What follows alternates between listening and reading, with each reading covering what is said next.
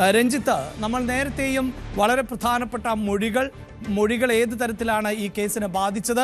ഇപ്പോഴിതാ ഈ നടിയുമായി ബന്ധപ്പെട്ട വിഷയമുണ്ടാകുന്നതിൽ ഈ ഗൂഢാലോചനയ്ക്ക് നേതൃത്വം നൽകിയിട്ടുള്ള ദിലീപ് എന്ന ആരോപണമാണല്ലോ നിലനിൽക്കുന്നത്. അപ്പോൾ ദിലീപിന് കൃത്യമായൊരു ശത്രുത നടിയുമായി ഉണ്ടായിരുന്നു. ദിലീപിന്റെ ഭാഗത്ത് നിന്ന് ഭീഷണി അടക്കമുണ്ടായി.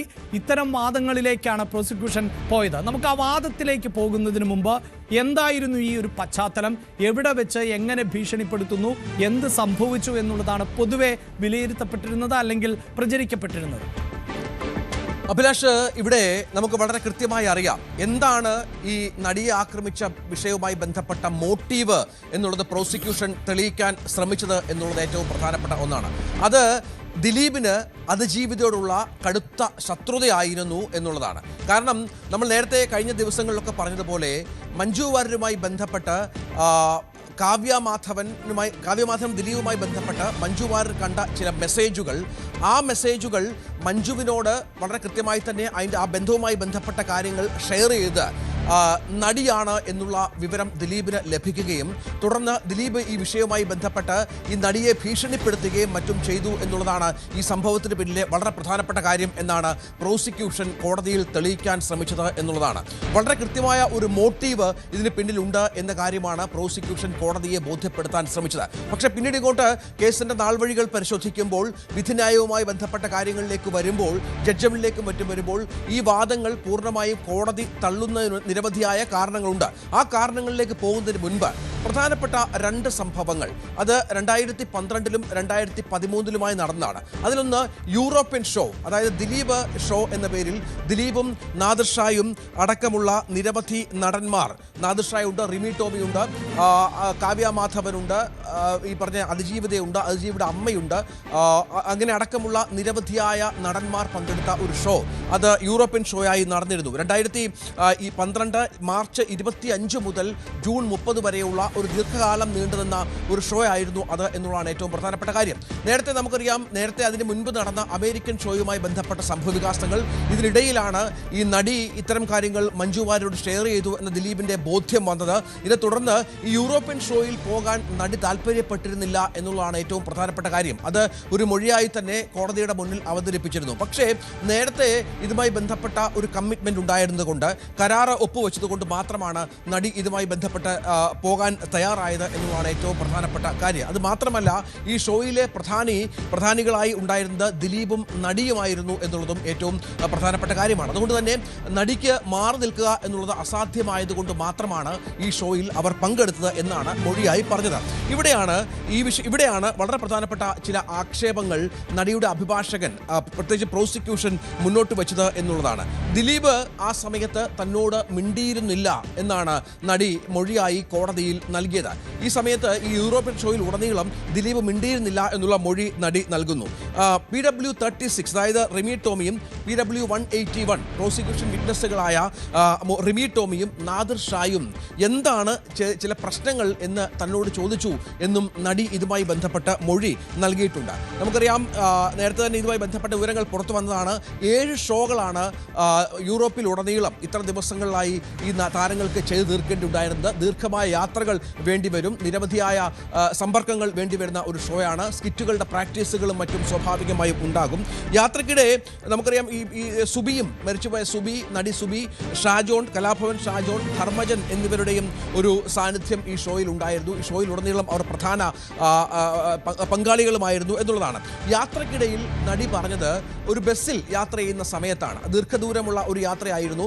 യൂറോപ്യൻ ട്രിപ്പ് എന്നൊക്കെ പറഞ്ഞാൽ നമുക്കറിയാം, ദീർഘദൂരങ്ങളിൽ ബസ്സിലും മറ്റും യാത്ര ചെയ്യേണ്ടി വരുന്ന പശ്ചാത്തലം ഉണ്ടാകും. ഒരു ഷോ കഴിഞ്ഞ് അടുത്ത ഷോയിലേക്കൊക്കെ പോകുമ്പോൾ ഈ യാത്രക്കിടയിൽ തൻ്റെ അമ്മയുടെ മുന്നിൽ വെച്ച്, അമ്മ മാത്രമല്ല മറ്റ് സഹതാരങ്ങളും ബസ്സിൽ ഉണ്ടായിരുന്നു എന്നുള്ളതാണ് നടി പറയുന്നത്. സഹതാരങ്ങളടക്കം ഉള്ള മുന്നിൽ വെച്ച്, അതായത് തന്നെ ദിലീപ് ഭീഷണിപ്പെടുത്തി എന്നുള്ളതാണ് നടി മൊഴിയായി മുന്നോട്ട് വെച്ചത്. ഈ മഞ്ജു വാര്യരോട് നേരത്തെ പറഞ്ഞ കാര്യങ്ങൾ, കാവ്യമാധവനുമായി ബന്ധപ്പെട്ട കാര്യങ്ങൾ തിരുത്തി പറയണം എന്നാവശ്യപ്പെട്ടാണ് ദിലീപ് ഭീഷണിപ്പെടുത്തിയത് എന്ന് അതിജീവിതയായ നടി പറയുന്നു. എനിക്കെതിരെ നിന്നവരാരും മലയാള സിനിമയിൽ എവിടെയും എത്തിയിട്ടില്ലെന്നാണ് ബസ്സിൽ വെച്ച് ഭീഷണിപ്പെടുത്തി എന്നുള്ളതാണ് ഏറ്റവും പ്രധാനപ്പെട്ട കാര്യമായി പുറത്തു വന്നത്. അത് ഏറെ നിർണായകമായ ഒരു വിവരമായി പ്രോസിക്യൂഷൻ കോടതിയിൽ അവതരിപ്പിച്ചു. അതായത് നമ്മൾ മനസ്സിലാക്കേണ്ടത് ഈ താരങ്ങളെല്ലാം ഉള്ളപ്പോൾ യാത്രക്കിടയിൽ ബസ്സിൽ വെച്ചാണ്, അത് മാത്രമല്ല പറയുന്നത് തിരിച്ചു വരുമ്പോൾ നീ എന്നെ വിളിക്കണം എന്നാവശ്യപ്പെടുന്നു. അതുമാത്രമല്ല വിളിച്ചാൽ നമുക്ക് ഒരുമിച്ച് ചില സിനിമകൾ ചെയ്യാം, 1, 2, 3 സിനിമകൾ ഒരുമിച്ച് അടുത്തടുത്ത് ചെയ്തു കഴിഞ്ഞാൽ മഞ്ജു വാര്യർ തെറ്റിദ്ധാരണ മാറാനുള്ള സാഹചര്യമുണ്ട്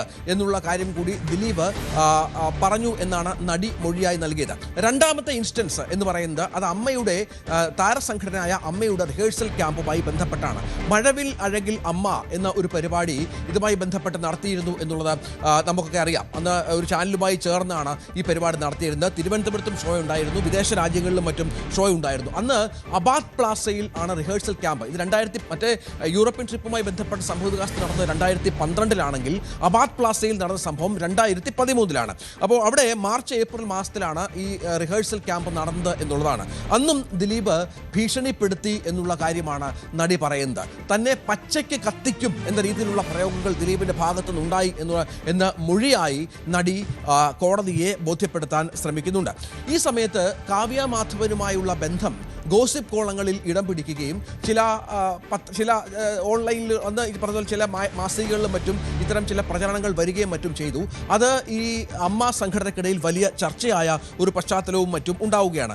ഇത് ഈ റിഹേഴ്സൽ ക്യാമ്പിനിടയിൽ അമ്മ അംഗങ്ങളിൽ ചിലർ കാവ്യ മാധവനോട് ചോദിച്ചു എന്നാണ് നടി മൊഴിയായി നൽകിയിരിക്കുന്നത്. ഇങ്ങനെ ചോദിച്ചതിനെ തുടർന്ന് കാവ്യ മാധവൻ പൊട്ടിക്കരഞ്ഞു. എല്ലാവരുടെയും മുന്നിൽ വെച്ച് അവർ ആ റിഹേഴ്സൽ ക്യാമ്പിൽ നിന്ന് ആ പൊട്ടിക്കരഞ്ഞ വലിയ വിഷമത്തോടു കൂടി മാറി നിന്നു എന്ന കാര്യവും പറയുന്നുണ്ട്. ഇത് ദിലീപിന് നടിയോട് വൈരാഗ്യം വല്ലാതെ കൂട്ടാൻ ഇടയാക്കി. കാരണം ഈ അതിജീവിതയായ നടിയാണ് ഇക്കാര്യം മഞ്ജുവിനോട് പറഞ്ഞതെന്നും മറ്റുള്ള ആളോട് പറഞ്ഞു നടക്കുന്നത് എന്നുമുള്ള ചില പ്രചരണങ്ങൾ, അത്തരം ചില ബോധ്യങ്ങൾ ദിലീപിനുണ്ടായി എന്നുള്ളതാണ് ഏറ്റവും പ്രധാനപ്പെട്ട കാര്യം. ഇത് ദിലീപിന് വലിയ നാണക്കേടായി എന്ന് മൊഴിയായി തന്നെ പറഞ്ഞിട്ടുണ്ട്. തുടർന്ന് നടിയെ പച്ചയ്ക്ക് കത്തിക്കും എന്ന് പറയുന്നു.